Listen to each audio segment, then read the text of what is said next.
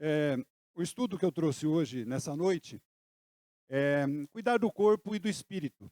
Ele está no capítulo 17 do Evangelho segundo o Espiritismo, Sede Perfeitos, onde nós vamos falar da importância de cuidarmos do corpo e não esquecermos do espírito, e vice-versa, para mantermos um equilíbrio. Por isso a imagem de uma pessoa em meditação buscando o equilíbrio. A ideia é essa então. E esse estudo, ele está no item 11 do Evangelho segundo o Espiritismo, cuidar do corpo e do espírito. É uma mensagem do Espírito Jorge, Espírito Protetor de Paris, em 1863. E ele começa com uma seguinte pergunta: a perfeição moral consiste na maceração do corpo? É como se ele estivesse nos perguntando. Maceração é como se fosse maceração de ervas, como a gente conhece, para fazer um chá. Será que maltratando, macerando o corpo, é assim que eu vou levar a minha alma? E ele continua: para que essa prisioneira viva se divirta e que conceba mesmo as ilusões da liberdade, o corpo deve estar são, disposto e vigoroso. Aqui dois sistemas se defrontam: o dos ascetas, que querem abater o corpo, e dos materialistas, que querem rebaixar a alma. Duas violências que são tão quase insensatas uma contra a outra. O Espiritismo vem ajudar dos pesquisadores, lhe demonstrando as relações que existem entre corpo e alma, em dizendo que uma vez são necessários um ao outro, então é preciso cuidar de ambos. Amai, pois, vossa alma, mas cuidar também do vosso corpo, instrumento da alma. Desconhecer as necessidades que são indicadas pela própria natureza é desconhecer a lei de Deus.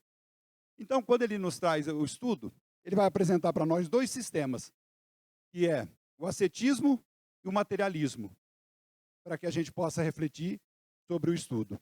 Vamos ver isoladamente qual que é um desses dois aqui.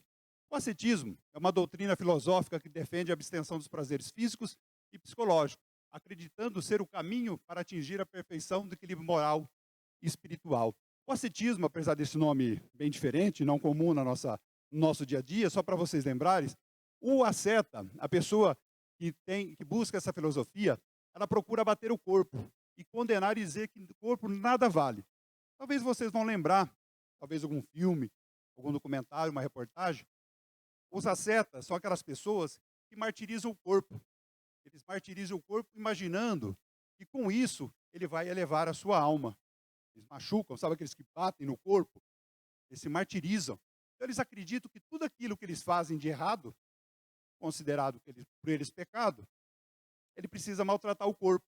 E maltratando o corpo, ele vai se purificar. Então é um desses que a gente está trazendo aqui dessa filosofia. E para eles, o que mais vale é o espírito. Eles não se preocupam com o corpo. Só para a gente entender, na Idade Média se dizia que a alma pertencia a Deus e o corpo ao diabo. Isso lá na Idade Média.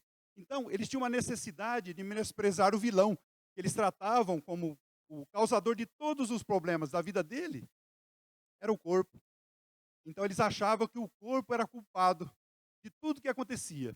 Todos nós aqui conhecemos a famosa frase: ah, eu errei porque a carne é fraca.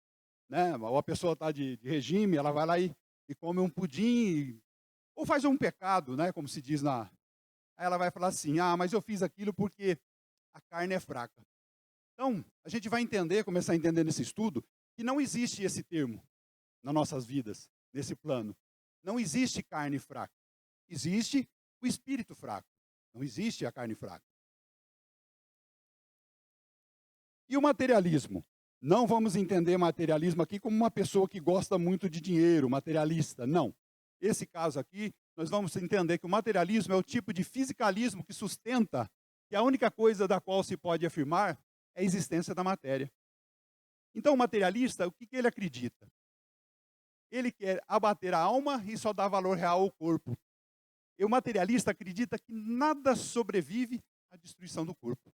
Então, o materialista é aquela pessoa que acredita da vida do berço ao túmulo. Só isso.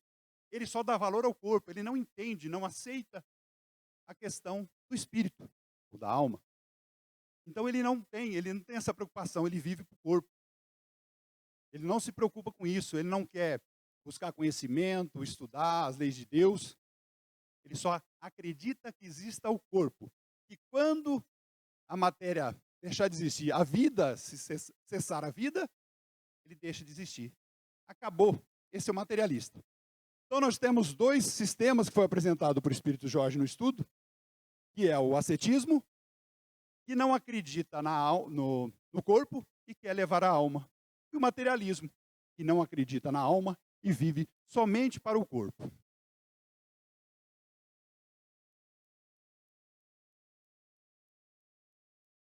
E qual dos dois está certo? Pelo que foi apresentado. Nenhum dos dois. O Espírito vem trazer para nós essa mensagem dizendo que nenhum dos dois apresentados está certo. Nem o ascetismo e nem o materialismo. Nós precisamos de equilíbrio. Essa é a ideia do estudo e da mensagem que o Espírito vem nos trazer. Que a gente precisa, sim, cuidar do corpo, mas não esquecer do Espírito, para que a gente consiga ter equilíbrio, porque um depende do outro. É uma forma de nós mantermos nesse plano, é cuidando desse corpo. E aí essa pergunta, não precisa responder, é uma pergunta que a gente pode fazer para nós mesmos, pode ser aqui ou em casa, no decorrer da semana. Nós estamos cuidando mais do corpo e do espírito nesta existência nossa hoje. Como que está essa balança? Como que eu estou fazendo na minha vida? Eu estou cuidando mais do corpo ou mais do espírito? Ah, não, estou cuidando dos dois. Que ótimo. Então, uma pergunta para vocês fazerem para vocês mesmos, para nós mesmos, para que a gente nos pergunte como que está o meu equilíbrio nesse plano, nesse tempo que eu estou vivendo agora. Só para a gente entender essa relação de corpo e de espírito, imaginemos um carro, né? No nosso dia a dia, tão simples, um carro. Nós estamos no carro, mas não somos esse carro. Nós que decidimos e o carro obedece. Assim é o nosso corpo com o espírito. Nós raciocinamos nesse corpo, mas não somos esse corpo. Eu estou nesse corpo momentaneamente. Então, a gente tem um espírito que está habitando um corpo. Então, essa relação do carro é só para a gente entender que quando nós vamos dirigir o carro, nós decidimos, nós guiamos o carro, a gente decide virar, parar, correr, diminuir a velocidade, nós que decidimos, o carro obedece. E é assim com o nosso corpo, a relação do nosso corpo com o espírito. Nosso corpo ele é conduzido por nosso espírito. Nosso espírito decide e o corpo executa. Vamos imaginar que uma pessoa está dirigindo um carro, um excesso de velocidade, bate o carro. Ele corre na velocidade, bate o carro. A pessoa vai descer e vai lá bater o carro, dizendo que o carro que é o culpado? Não. Quem é o culpado? No caso, o motorista. É como uma mão que rouba. A mão faz alguma coisa errada e você vai lá bater na mão. Não é isso. Quem toma a ação e a decisão é o espírito. Então, não somos esse corpo. Estamos temporariamente encarnados nesse corpo, que é o instrumento importante. O único instrumento que temos para estar nessa existência. A única forma para estarmos aqui, para cumprir tudo aquilo que combinamos lá no plano espiritual, tudo aquilo que precisamos fazer, que é melhorar e aprender a amar. Nós precisamos desse corpo. Olha a importância, então, cuidarmos desse corpo. Quando reencarnamos, recebemos um corpo que devemos cuidar, porque é o único uniforme nessa existência. Não tem outro. O corpo é uma casa temporária que se recolhe nossa alma em aprendizado. Então, o corpo, ele recolhe nossa alma temporariamente para aprendizado. E se eu preciso estar aqui, eu preciso do meu corpo. São e muito sadio. No livro Roteiro, psicografado pelo Chico, do Emmanuel, no item 3, ele vai falar do santuário sublime. No outro tempo, as nações admiravam como maravilhas o Colosso de Rhodes, o jardim suspenso da Babilônia, o túmulo de Mausolo, e hoje vamos trazer a Catedral de Milão, a Torre Eiffel, os arranha-céus de Nova York. Raros os estudiosos, no entanto, se recordam dos prodígios do corpo humano, realização paciente da sabedoria divina, nos milênios, templo da alma, em temporário aprendizado na terra. Por mais que nos seja agigante a inteligência, até agora não conseguimos explicar em toda a sua harmoniosa complexidade o milagre do cérebro, com coeficiente de bilhões de células, o aparelho elétrico do sistema nervoso e assim por diante. Nosso fígado, nosso rim, nosso pulmão. Então ele quis dizer o que nessa mensagem para nós, Emmanuel? Que por mais que seja gigante as maravilhas construídas pelo homem nesse plano, nessa terra, por mais como os arranha-céus, a Torre Eiffel, todas as construções, nada se compara à criação paciente do Mestre, do nosso Criador, Deus Todo-Poderoso, Criador da nossa vida. E ele quer dizer que, por mais que a gente encontre coisas incríveis nesse plano, nada mais é incrível que o corpo humano que possuímos. Então, o corpo humano hoje é a máquina mais incrível que vamos possuir nesse plano. Nada é mais incrível. Ele vai trazer isso para nós, no livro Roteiro. Porque a gente lembra, por exemplo, um bebê, uma mulher grávida, né? Somos filhos de mães, e fica lá 9 meses, na média, sem respirar. E quando ele nasce, corta o cordão umbilical, ele respira e vem para a vida. Então essas coisas, por mais que o ser humano evolua, nada vai chegar próximo a essa perfeição da criação divina. Um cérebro, um pulmão, um rim, um fígado, tudo aquilo que nós temos. Então a importância, se nós temos a máquina mais incrível, devemos e temos a obrigação de cuidar desse presente que Deus nos deu, esse templo. Se é um templo, temos que cuidar. É um templo da alma.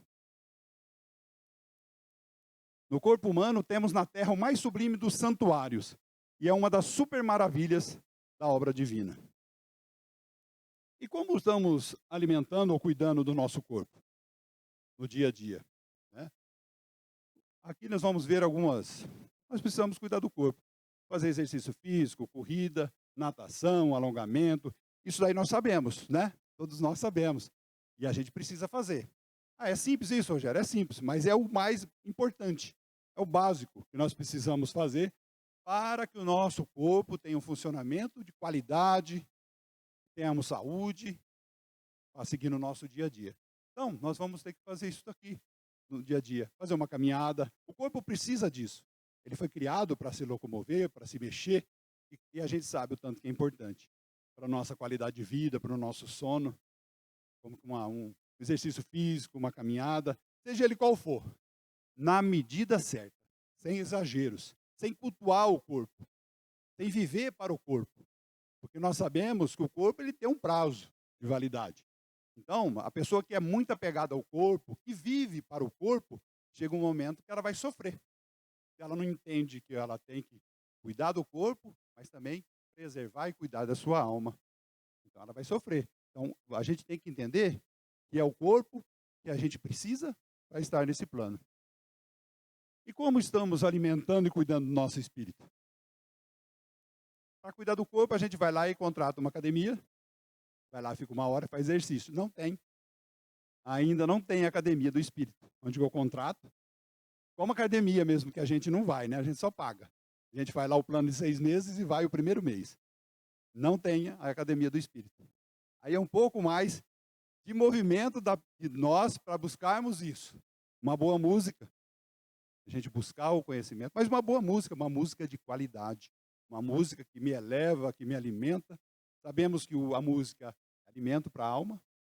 Então, o que nós estamos alimentando nossa alma? O que eu estou colocando dentro desse templo? É uma música que me melhora a minha autoestima. É importante isso. Mas a música é um exercício para o espírito. Ela nos eleva, ela nos melhora, ela nos faz ter paz. Uma boa leitura.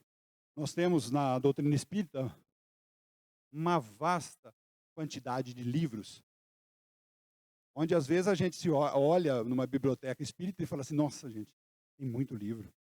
Mas não se assuste, a gente só precisa pegar um livro. Só a obra do Chico, do Divaldo, já dá para a gente ler uma vida inteira quase. Porque tem os livros de estudo, né, que a gente precisa ler uma vez, 2, 3, 4, e ainda às vezes fica confuso. Tem os romances, são mais fáceis. Então a gente pode começar começando. Eu nunca leio, eu pego um livro, começa a ler. Tem tanta coisa, mas não precisa ler tudo, porque a gente não consegue. Às vezes você quer seguir uma linha de estudo, mas a leitura, a boa leitura, Ela qualifica o teu espírito. Ela te dá condições para melhorar, para entender a vida diferente, ter um olhar diferente para a vida. Caridade, na mais simples das formas como Jesus entendia: benevolência, indulgência e perdão. A caridade é onde você pode se entregar para um trabalho caridoso, pode fazer também uma oferta, por que não? Sempre ajuda, mas a caridade desprendida, aquela caridade que você vai fazer para o próximo e vai te trazer benefício.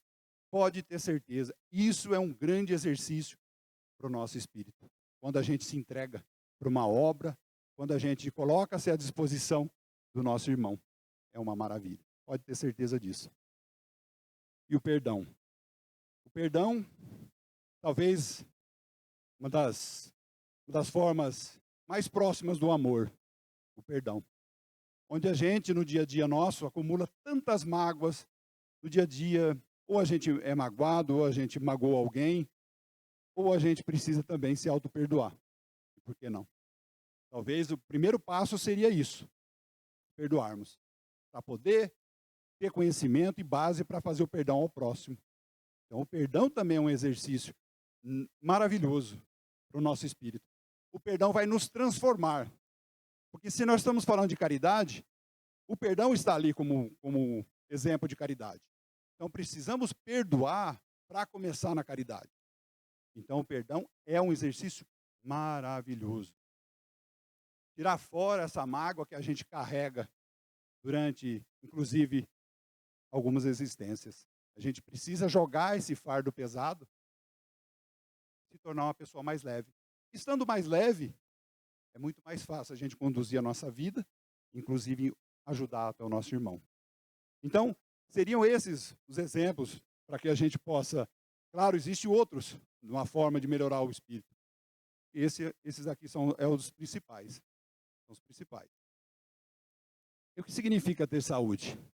Estamos falando muito de saúde. A Organização Mundial de Saúde, em 1946, definiu saúde como um estado completo de bem-estar físico, mental e social, e não apenas ausência de doença ou enfermidade. Então, é um trinômio: bem-estar físico, mental e social. Mas, em 22 de janeiro de 1998, ela incluiu mais uma questão aqui. A saúde é um estado dinâmico de completo bem-estar físico, mental, espiritual e social. Então, ela evoluiu. Então, para dizer que eu tenho saúde, já entrou mais um item aqui. Bem-estar físico, cuidar do meu corpo. Mental, cuidar da minha cabeça. Espiritual e social. Buscar conhecimento, melhorar o meu espírito. E a relação social. É isso que nós estamos fazendo aqui hoje também. A relação que eu tenho na minha família, que é a primeira escola que nós recebemos de Deus, para fazer todos esses exercícios na nossa rua, na nossa escola, no nosso trabalho, no nosso bairro e na nossa comunidade. Então, relacionamento social é ter saúde também. Então, eu precisaria disso daqui, para dizer que eu tenho saúde. Eu não tenho nenhuma doença, eu já tenho saúde. Não, mas eu preciso exercitar e trabalhar isso. Bem-estar físico, mental, espiritual e social. Todo mundo acho que conhece essa frase famosa, e ela é dessa forma mesmo. Mente sã, corpo são. É exatamente assim, não é o contrário. Só para a gente gravar. Então, eu preciso ter uma mente sã para ter um corpo são. Essa frase é do poeta romano Juvenal: mente sana, in corpore insano. Mente sana, corpo são. Exatamente assim. Eu vou trazer para vocês aqui, está bem na nossa memória ainda a Olimpíada, foi bem recente. Vocês devem lembrar, Olimpíadas recente. Eu trago duas atletas aqui. A Simone Biles, uma ginasta americana, super campeã, número 1, top do mundo na ginástica. E Naomi Osaka, japonesa, ela que acendeu a pira olímpica na Olimpíadas. Mas por que eu trago essas duas aqui? Vamos falar da Simone Biles aqui. É uma ginasta americana de ponta, nível número 1 do mundo. E ela, no final das Olimpíadas, talvez não vocês se lembram, mas eu vou contar para vocês, ela não conseguiu executar as últimas provas. Ela estava com problemas psicológicos. Ela estava pressionada por patrocinadores, ela tinha alguns problemas, aquela pressão de ser a número 1, ela ganhou algumas medalhas, e nas últimas ela não disputou. Ela falou, não consigo, se eu for eu vou me machucar, eu não vou disputar. A Naomi, mesma coisa, ela não conseguiu disputar as últimas partidas dela, problemas psicológicos. Mas por que você está falando isso, Rogério?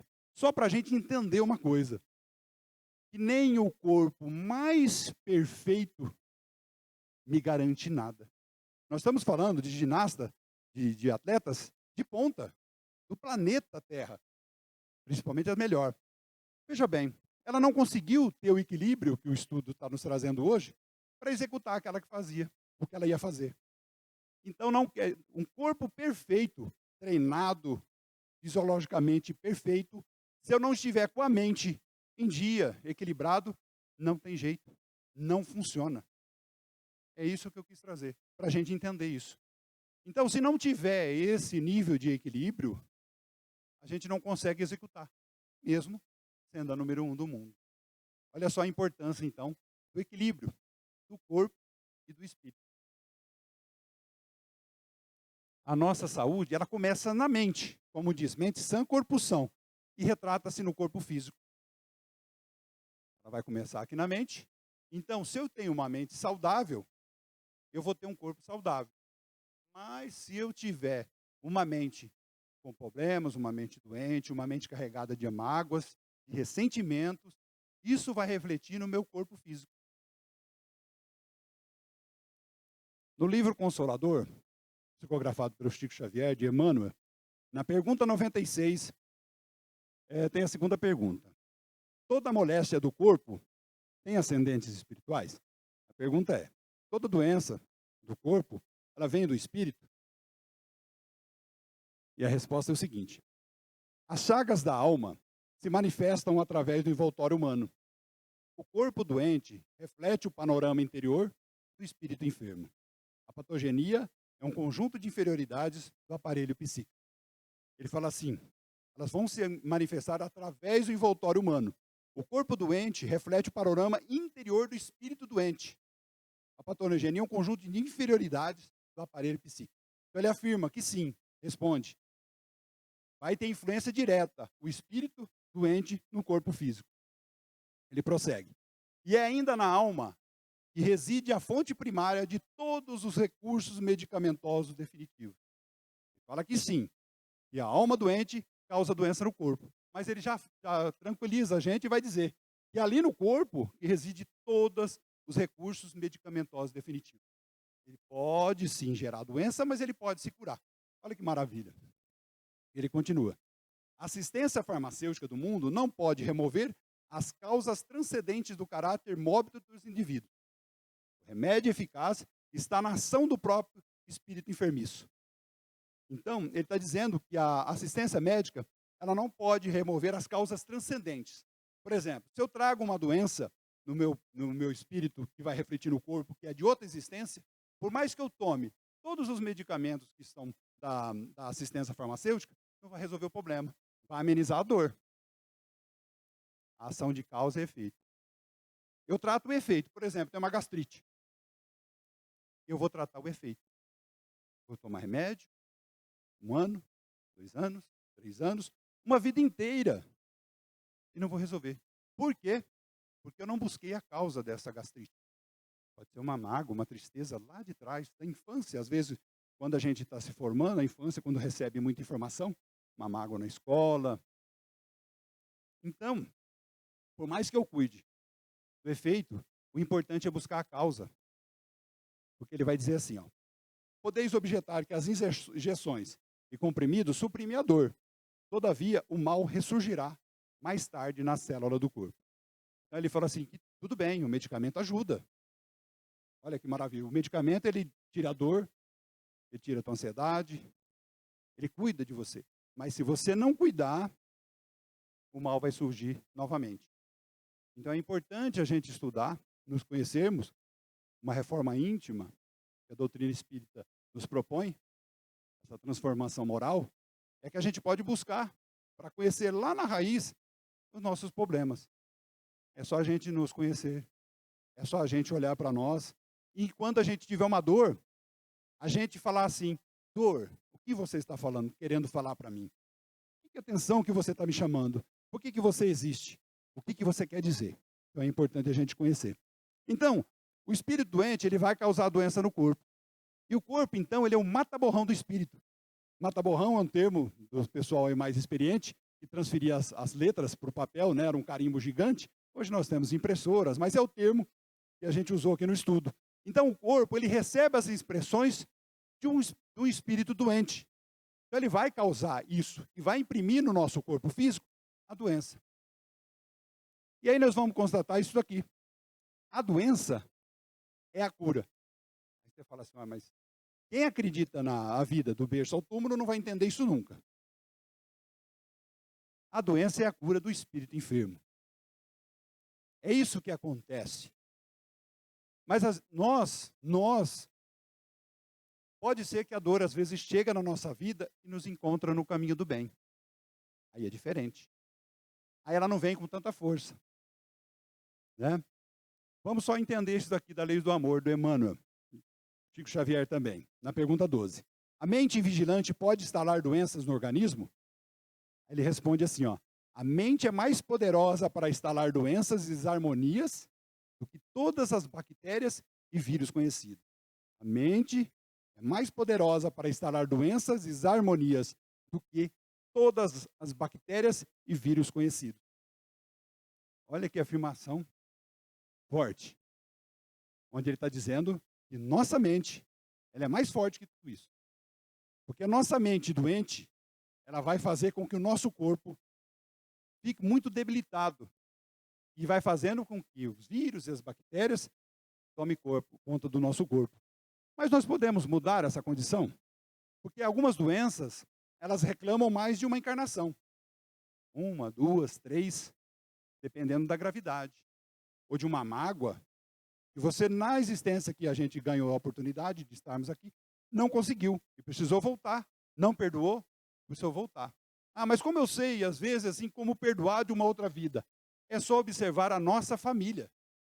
Quando a gente tem alguma coisa mal resolvida, Deus, na sua infinita bondade, permite que viemos juntos na mesma família. Talvez não marido e mulher, não pai e filho, mas cunhado, um primo, um tio, um sobrinho, que às vezes você olha para aquela pessoa e fala, nossa, mas não fui com a cara dessa pessoa. O que eu tenho contra ela? Para e observa. Ah, então, como que eu sei quando vem? Observa a sua família. Observa quem vive com vocês. E vocês podem ter ali uma pessoa que você precisa não amar, mas já começar a aceitar e olhar para ele diferente. E a gente tem que entender sempre. Se estamos aqui nesse plano, é porque temos coisas a ser resolvidas. Ninguém está aqui é perfeito. Pode ser um missionário, mas não é tão grande a quantidade. Então a gente tem que olhar para o nosso irmão e entender que ele está no mesmo hospital que eu e precisa do mesmo tratamento que eu. E a gente às vezes olha para o irmão e acha que a gente é melhor. Não somos melhores que ninguém. Estamos no mesmo processo de aprendizado na escola chamada Planeta Terra. E ganhamos essa oportunidade e hoje estamos aqui conhecendo a doutrina espírita. Aprendendo cada dia mais com a doutrina espírita. Olha que oportunidade maravilhosa. Então, Rogério, mas então se eu quer dizer que se eu tiver uma doença para ter, e eu vou ter que ter, eu não consigo mudar? Consegue. Vocês lembram daquela frase? O amor cobre uma multidão de pecados? Então, essa mudança que nós precisamos fazer na nossa vida, vai fazer com que, como eu disse anteriormente, se não tem jeito, eu tenho que passar por uma dor, e quando ela chega, me pega no trabalho do bem, ela vem mais leve. Ah, pode ter certeza, ela vem mais branda. Vamos usar uma referência muito simples, só para a gente mentalizar. Vamos imaginar que eu tivesse que ter uma pneumonia. Eu estou trabalhando no bem, eu me entrego, eu faço caridade, eu tenho um resfriado. Às vezes, nem isso. Então, a gente tem que entender que, sim, uma mente doente, ela reflete no corpo. Nesta existência ou existência anterior. Mas eu posso mudar. E aí, nós vamos entender aqui também do Chico Xavier, no livro Consolador, Emmanuel, 247. A lei da prova e da expiação é inflexível? A inflexibilidade e a dureza não existem para a misericórdia divina, que, conforme a conduta do espírito encarnado, pode dispensar na lei, em benefício do homem quando sua existência já demonstre certas expressões do amor que cobre a multidão dos pecados. Então ele quer dizer que a lei, quando a gente reencarna, está lá registrado tudo aquilo que a gente veio resgatar. E cabe a nós mudarmos, abrandarmos tudo aquilo que nós vamos ter que resgatar nesse plano. Então Deus é misericordioso. Quer dizer que não é inflexível. Você vai ter que passar por isso, acabou, e você vai passar por isso. Não, ele dá-nos oportunidade. Quando o homem já demonstra certa expressão do amor. Olha só que maravilha da divina bondade de Deus. Ele permite que nós, por mais que estejamos, temos que passar por alguma prova, uma doença, se a gente mudar nosso comportamento, nosso modo de viver, mudar meu espírito, ele me dá a oportunidade de passar por isso com menos sofrimento. Quer dizer que então, ficar doente? Não, não é isso. Quando a gente fica doente, a gente tem que entender que a gente tem que ser mais resiliente, entender que Deus não dá uma cruz maior que a gente pode carregar. Então a gente tem que passar, não com alegria, mas por entendimento. Aceitar aquilo e entender que aquilo lá, a gente sabe que nada é por acaso. E a gente tem que passar com uma resiliência, com mais coragem, acreditando na bondade de Deus. Então, quais são os 3 pilares para a nossa melhora? Já que eu posso melhorar. Vamos ver aqui. Autoconhecimento, conhecimento e a prática do bem. Vamos ver individualmente cada um desses. O autoconhecimento. Ninguém melhora quem é, se não souber quem é. Isso é fato. Primeira coisa, me conhecer. Através da reforma íntima, transformação moral, onde eu passo a me conhecer intimamente. E sim, dar de cara com nossos defeitos. Quando a gente acredita e fala assim, poxa, eu sou isso, eu sou assim, dói. Mas nesse momento de identificação, agradece a Deus que você identificou que você é orgulhoso, que você é vaidoso, que você tem um coração maldoso. Mas se você identificou isso, trabalhe isso em você. É a única forma da gente fazer o autoconhecimento. Porque eu não vou melhorar se eu não me conhecer. Esse é o primeiro item. Nós precisamos saber o que vai mal em nós para trabalharmos ativamente na sua correção. Identifiquei o que vai mal em mim, olha, eu não consigo perdoar. Preciso trabalhar isso. De que forma? Doutrina espírita, trabalhar na caridade, e Deus vai te encaminhando. De qualquer modo, a aprovação será condicionada ao velho provérbio, que Deus não dá um fardo ou uma cruz superior às forças que tem de carregá-la. Então, acredite em Deus, confia em Deus, pode ter certeza, você está no lugar certo, na família certa, no trabalho certo, está tudo certo. Não tem nada de errado na nossa vida. A gente só tem que fazer melhor. Eu não gosto do meu chefe. Você pode mudar de emprego? Não, não posso. Então está aí tua prova. Eu não aguento o meu vizinho. Você pode mudar de casa? Não. Está aí a tua prova. Abraça e seja feliz. Vai aprender com ele. E o conhecimento? Quanto mais conhecimento tivermos, maior será o nosso horizonte, maior gama de resposta de ferramentas. Sem o conhecimento eu não consigo mudar também. Porque como que eu vou ter ferramentas? Como que eu preciso aprender a perdoar? Eu preciso ter conhecimento, eu preciso ter leitura, eu preciso buscar a instrução. Então isso vai me dar uma gama muito maior para mudar a minha vida. E a prática do bem. Essa é maravilhosa. Essa é maravilhosa. Sem a prática do bem não há salvação. Como a gente conhece, fora da caridade não há salvação. Então, se a gente já sabe isso, é só se movimentar. Lembrando que primeiro nós precisamos perdoar e começar a caridade. Então, mudar esse conceito aqui dentro, que é uma base da caridade, é o perdão. Benevolência, indulgência e perdão. Precisamos aproveitar toda e qualquer oportunidade que a vida nos traz para sermos úteis. A gente sempre tem que olhar à nossa volta de como nós podemos ajudar na casa espírita, na nossa casa, na nossa comunidade. Onde eu posso ajudar? Onde eu posso ser útil? Onde eu posso melhorar a minha vida? Então a gente precisa usar isso como ferramenta. Porque o amor cobre uma multidão de pecados. Pode ter certeza. Você trabalhando no bem, fazendo o amor, ele vai mudar a sua vida. Precisamos olhar mais para fora para entender essa oportunidade. Deixar de muito eu preciso, eu tenho que ir, eu quero passear, eu vou, e olhar mais para fora, para entender as pessoas que eu posso ajudar, em todos os sentidos. Já partindo para a finalização, eu gostaria de falar de vocês a expectativa de vida.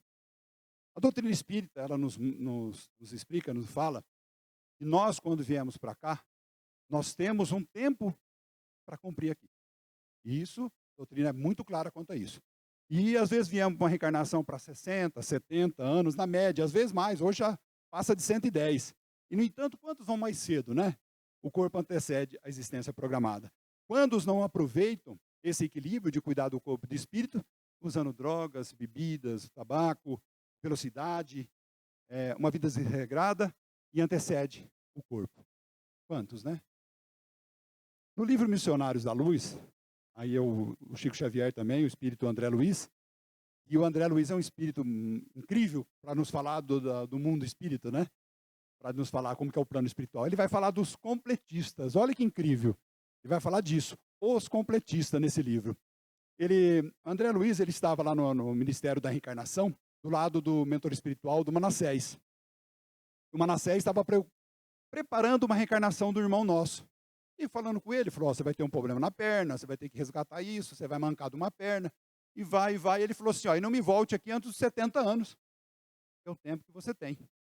Aí o André Luiz, né, ele ficou curioso, ele falou assim, meu amigo, o que significa a palavra completista? Perguntou para o Manassés. Aí o Manassés disse a ele o seguinte, é o título que designa os raros irmãos que aproveitaram todas as possibilidades construtivas que o corpo terrestre lhe oferecia. Olha só, o completista, na qualidade de trabalhador leal e produtivo, pode escolher à vontade o corpo futuro. Olha que incrível. Então, o completista, irmãos, é aquele que teve o plano lá explicado, falou, vai e fica lá 70 anos. E ele vem, ele cumpre os 70 anos, cuidando do corpo e do espírito, fazendo bem, trabalhando na caridade, passando por muitas dificuldades, e quando eles não recebem uma moratória de 2 ou 5 anos a mais, pelo fato de ter cumprido 70 anos. Aí ele fala que ele pode escolher o corpo. Ele vai lá e fala assim, eu quero esse aqui, esse modelo aqui, esse aqui é o mais forte.